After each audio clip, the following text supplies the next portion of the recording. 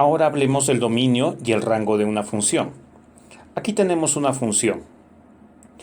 En esta función entenderemos de que el dominio está relacionado al conjunto de partida, pero no está conformado por todos los elementos del conjunto de partida, sino solo aquellos que participan en la relación, es decir, aquellos que tengan flecha.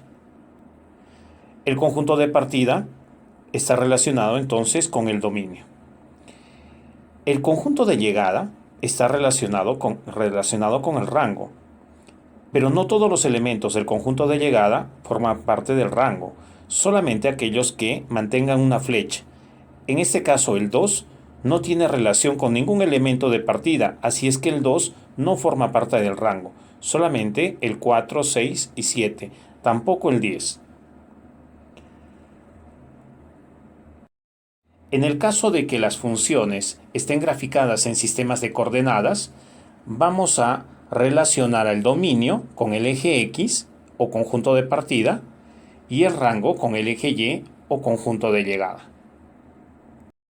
Aquí tenemos funciones que han sido graficadas en sistemas de coordenadas. Observemos nuestra primera función. La primera función tiene esta gráfica. Entonces, nos piden hallar el dominio de las funciones. El dominio, como recordamos, está dado por todos los elementos del eje X que forman parte de la función, es decir, que forman parte de esta gráfica de esta función. Veamos desde dónde está naciendo la gráfica en el eje X. Podemos ver que desde el menos 6, porque antes no hay gráfica. Desde el menos 6 hasta el valor 6, porque después no hay gráfica. Entonces vamos a seleccionar desde el menos 6 hasta el 6. Ya tenemos determinado nuestro dominio. El dominio, recordemos, es en el eje X. Ahora formalicemos nuestro dominio simbólicamente.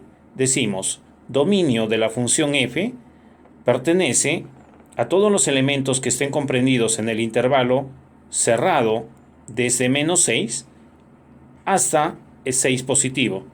Desde menos 6 hasta 6 positivo, también cerrado. Con la misma lógica, vamos a reconocer entonces el dominio de nuestra segunda función, la función g. Ya sabemos que el dominio está dado en el eje X, todos los elementos que forman parte de la gráfica en el eje X. Vemos que la gráfica empieza por izquierda en este punto, así es que desde el menos 6 hasta el punto 6 nuevamente está conformado nuestro dominio. Vamos a resaltarlo, porque después ya no tenemos gráfica, antes tampoco tenemos gráfica.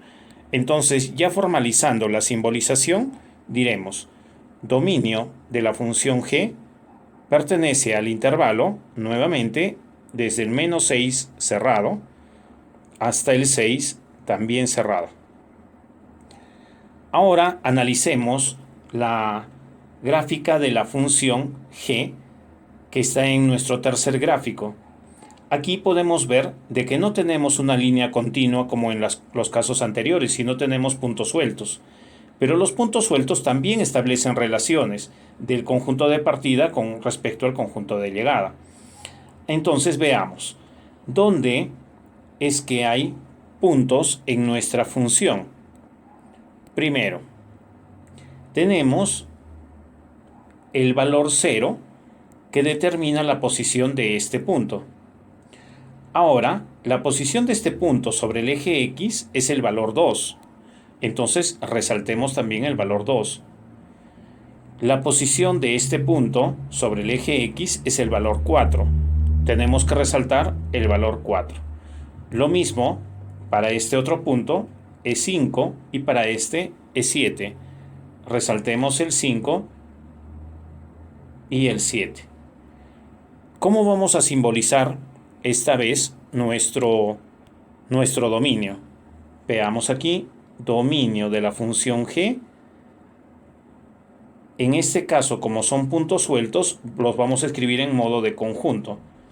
El 0, el 2, el 4, el 5 y el 7. Revisemos por aquí. El 0 en el eje X, el 2, el 4, el 5 y el 7. Ese sería nuestro dominio. Y si nosotros tuviéramos que detectar cuál es el rango de cada una de estas funciones, entonces ya no trabajaríamos con el eje X, sino más bien con el eje Y. Por ejemplo, en esta primera función diríamos, el rango es desde el -7, porque desde ahí nace la función, hasta el 4, porque es el punto más alto de la gráfica de la función. Desde el -7 hasta el 4 es el rango.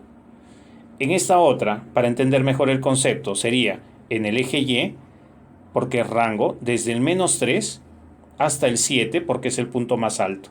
El rango desde el -3 hasta el 7.